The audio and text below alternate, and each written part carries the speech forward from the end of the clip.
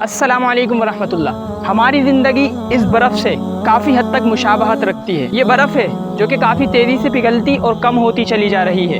ہماری زندگی بھی اس برف کی مانند بہت تیزی سے کم ہوتی چلی جا رہی ہے۔ اس برف کو اگر پگھلنے اور ختم ہونے سے پہلے صحیح استعمال میں نہیں لیا گیا تو اس برف کا جمانے کا مقصد ہی فوت ہو جاتا ہے اور جمانے والے کے لیے بیکار ہو جاتی ہے۔